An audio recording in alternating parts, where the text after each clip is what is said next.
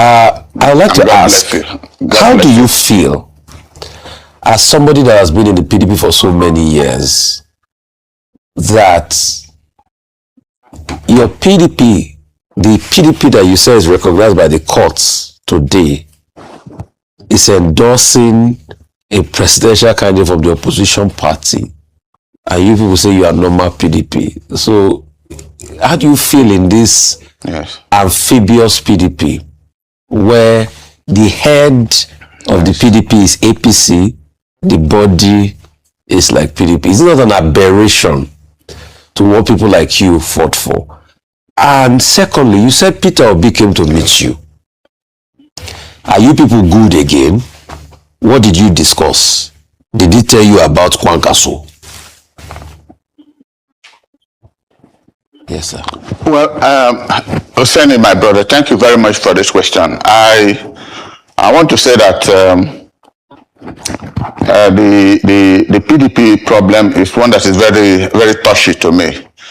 I was just looking at the pictures in my house 2 days ago when we were forming PDP. I was the one standing directly behind late Dr. Alex Ekweme, and a couple of other people by my side, and Atiku and his group were on the other side, and that was how PDP was formed. That is why you can see I'm very, very reluctant. And I told people, once I leave the PDP, I will just be a private consultant to anybody who comes to ask me questions. I will not enter any other party because I've never done that in the past. But be that as it may, the situation now is that you neither really can say. I told Wike when last we met that you cannot be the national leader of PDP and then be supporting President Ahmed Tinubu. That is very unconstructive. Very, it's difficult to explain that, because you cannot be a leader of a national party that has not done its primaries. Nobody has emerged as a candidate. Supposing, like I said earlier, I or somebody else emerges as the presidential candidate of PDP, what will he be doing as leader of the party? Will he attend our convention? Will he attend our rallies? Or will he be going to that of APC? So that's the problem Wike has to explain. And when we meet in the next party, this thing, which might be one of the last I will attend, if I'm not satisfied with the explanations that they will give, you will hear from me again. Because I cannot run a contradictory process. We're trying to remove a government that most Nigerians believe. So a whole down Olasi will leave his anointed Wike. Is that what we are hearing? Because Wike is not going to budge. He says he wants to support president. So if people don't agree, so a whole down Olasi will leave his anointed Wike. Wow, that would be headline news. Okay. Apart from that, tell me what you discussed with Peter Obi. Are you people back together? And did he tell you about Kwankwaso? Yes, I'll come to that in a minute. I will come to that in a minute to Seni. What I'm saying is that you're friends with somebody does not mean you can't disagree. The day he took a decision to join the government of Ahmed Tinubu, I saw him later. He explained why.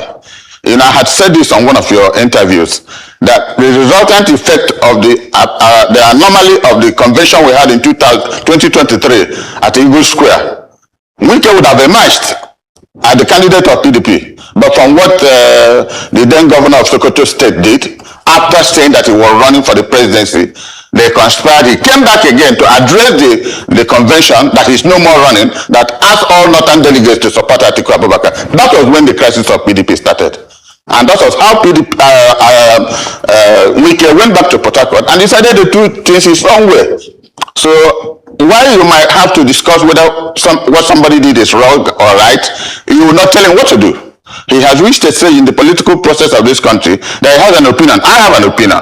What happened at this Eagle Square was bad, and people look at it and interpret it in different directions.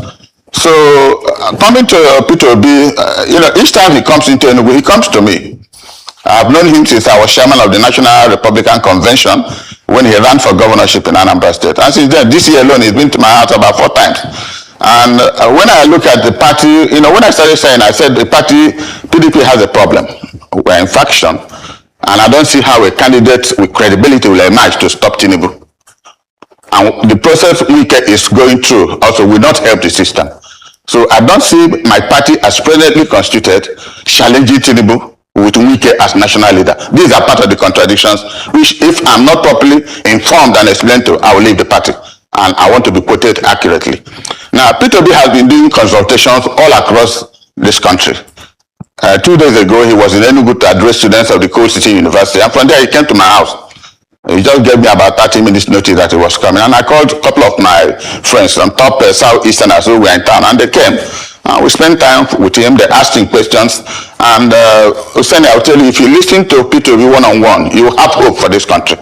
You have tremendous hope that somebody has a concept of what he wants to do and how he will do it for the overall benefit of our people.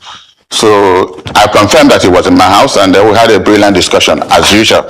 Chief, you see that thing you just said just now? I'm shocked too. But this was the same Peter Obi that in the past you people have had your back and forth. You remember we even had a bet that if you have criticized Peter Obi or something in the past, is it that all of that is all over and you are saying that you have hope he can do it? I can take on President Tinubu as we speak. Is that what you are saying? Nigeria will be okay. Nigeria will be okay with Peter Obi. Okay. Is that what you are saying? Because I'm surprised. Just a second. Excuse me. You know, in the last interview I had with you people, you raised this question. And I told you I never quarreled with P2B. All that happened was that Ugwuanyi, then governor of Enugu State, invited Anambra stakeholders to government house. That we should start having our own meetings at Oka and not Enugu. And P2B came to that meeting and addressed the delegates and said he was going to run for the presidency under the party. 2 weeks after that, without informing anybody, I had said this on your program, he left and joined the Labour Party. That was when I attacked him. I explained this. And he said, if you go back to your record, you will see my interview with you. I said it. I have never quarreled with him. Beyond that, it was a disagreement that if you have to leave our party, you should inform us. There are stakeholders who brought you in, who knew that there's something you can offer this country, and you just suddenly leave to go to another party without telling anybody. I felt personally that was insulting to me, personally. So that was the only quarrel. And since then, we have reconciled. Okay. I don't think in all political process you have disagreements, but the processes people use, you might not like them, but it will not stop them from using those processes. Peter hasn't done anything personally wrong to me. No, I regard him an instrument that we can use to make this country better. Okay, Chief. If God still allows him. Chief, that is the only problem. Chief, yes. Okay. Now let's talk about the ADC and your support for Peter Obi. If you look at the ADC, it's a very crowded field. The party itself is in about 4 or 5 different fractions, but the main David Mark faction that Mr. Peter Obi belongs to, you have persons who have resolved that they must be the candidate. You have Atiku Abubakar. You have Mr. Rotimi Amechi, who has said he's not going to step down for anybody. You have Dr. Kwankwaso, who is forming an alliance with Mr. P2B, and some people, Obedience particularly, have been saying Obi must be the presidential candidate. It must not be Kwankwaso. Well, that is also another thing that has to be resolved. So it's a very busy environment. In the event that Mr. P2B is not chosen as the presidential candidate of the ADC, assuming that they win in the Supreme Court, that is the David Mark faction, what would be your advice to him? To take vice presidency or to look for another platform? Now it looks like the old platform that he left, the Labour Party platform, is now open. His own faction having been recognized by the courts. Thank you very much, Dr. Abati. I have known you since President Jonathan's, and you know me very well. I don't say things I won't do. With due humility, from the contact, I've been state chairman of National Republican Convention and PDP in Anambra. That has exposed me some form of national relationship across this country, across all tribes. And so when I stay in my house, I can almost tell you what is happening in your village, because there is somebody I've been honest with, politically speaking, that will tell me exactly what is going on. So I'm from a city. Without City. I'm from a city. Well, Abeokuta is a city. I know you're from a city, but a city begins from being you come from a village somewhere before you develop into a city. Okay, so what I'm saying is that the Obi And Kwankwaso effect is part of the gradual process we are building up across, building bridges across this country. Kwankwaso is not a name you throw out in the north. Neither is Obi a name you throw out in the south. So if by the grace of God, two of them will come together and one of them emerges, we hope, we sincerely hope, because the southern is an unwritten law. The south normally will have 8 years. The north had had 8 years under President Muhammadu Buhari. So we have 4 more years to complete the southern listen. It doesn't stop anybody. The Constitution of Nigeria does not say so, but for the matter of convenience, processes of convenience, so that people don't have to fight between the north and the south. But you can see Atiku Abubakar, he has the constitutional right to run, but people know that what he's doing is not proper. Once we zone things, it makes, for convenience, for belonging, everybody is given a sense of belonging. Because if you don't do so, one part might be so strong that others will never have the opportunity even to be a councillor. So what I'm saying is that the concept of Obi And Kwankwaso is going to turn out to be one of the exciting, very strong political process that, if successful, and I use the word if because only God knows tomorrow, if successful, will usher in a new period of development and process for this country. That is my hope, and that is why we are backing Peter. All right, thank you for that. Now, and like you said, if he runs the primary, just a second, let me comment the last one. If he did mention about assuming he does not succeed, only God knows. But if he does not succeed and asks me of an opinion, I would give an opinion to him. That stage has not come yet. So it is difficult. We feel from what is happening in the country, he has more than a 60% chance of emerging as the candidate of ADC. Okay, 60% chance. That's interesting. I'd love to know how you came about that figure. But yes. My real question to you is that there's a perception at the moment that President Tinubu and his administration have made inroads into the southeast, and that the kind of 80% voting spread that Peter Obi got in 2023 may not be attainable this time around. Can you give us some insights from your perspective, some of the intrigues? Because the perception is that, well, the majority of the governors, even those who are not APC, are supporting him, and that this time around they've also enrolled some of the prominent Igbo elites as well into their caucus. Do you think this will make a dent? Well, I will start answering this question by telling you something. The Southeast, for once, have had the best set of governors since 1998. We have governors who are doing extremely, and I repeat the word, extremely very well, developmentally speaking. If you come to Enugu, you won't believe, you think it's Michael Okpala who is the premier. If you go to Abia State, even more wonderful. Aba was abandoned for years. It has been turned around. Go to Anambra right now. Soludo is building dual carriageways all over the place. So also in Abakaliki. So in terms of performance, yes. But our people have a belief that Tinubu is the second person from the South-East, president of Nigeria. The North has had president over time. We are the only people who have not been privileged.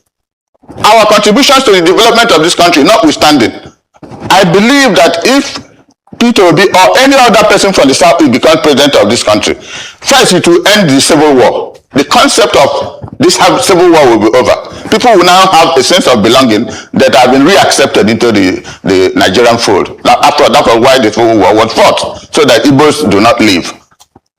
So I believe that if Peter is given an opportunity with hard work and the grace of God, Nigeria will be proud of his performance. And like he told me about 2 or 3 days ago, in 2 or 3 years, if you are not stealing, and not joining those who are plotting how to steal, you can change the course of history in your country, your ward, or your local government, or your state. It is only action. If people see that leadership is genuine, honest, they will follow. We had leaders who did it. Michael Okpada did it. Awolowo did it. Ahmadu Bello did it in the north. We have had leaders who performed in this country. This mirage that is going on is an exceptional development. We have had honest leaders in this country. Okay. People with free education, infrastructural development. Look at how vast the north is. And go and see the small roads Ahmadu Bello was able to build to connect various areas in the north. Okay. But people today going from France to Dubai, that is our own development. Mr. Olasi, real quickly, I want to read, because now you are pushing Peter Obi, you said you are with him, but I want to read some of the words you once said about President Tinubu. You said Tinubu's political success was not luck, but as a result of careful calculation, consistent planning.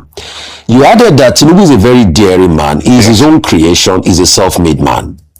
You cautioned that if you are dealing with Tinubu and you are sleeping, you must have your two eyes open.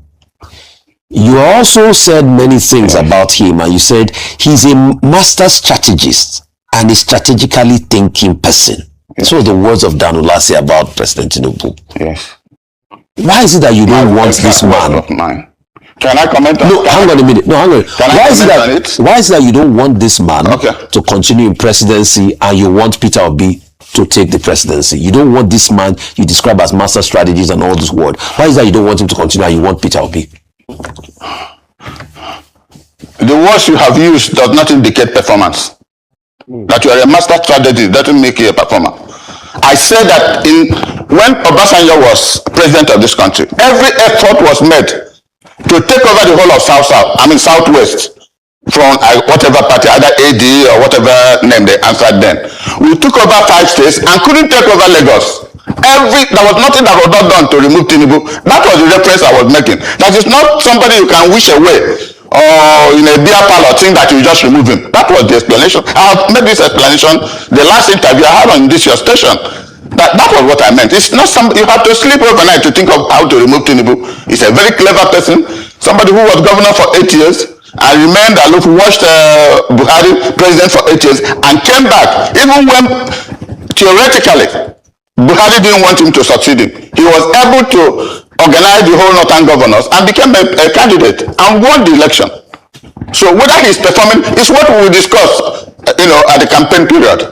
But whether he's a strategic person, you cannot deny that. What else is a strategy? Somebody who has a concept of how to develop an idea and pursue it to fruition. Whether that concept is profitable to society is a different kettle of fish to discuss. So nobody who is honest to himself will just wish Tinubu away. No. I normally give my enemy a lot more strength than they have so that I'll be able to fight that battle. If you take it for granted, it will be wishful thinking. All right.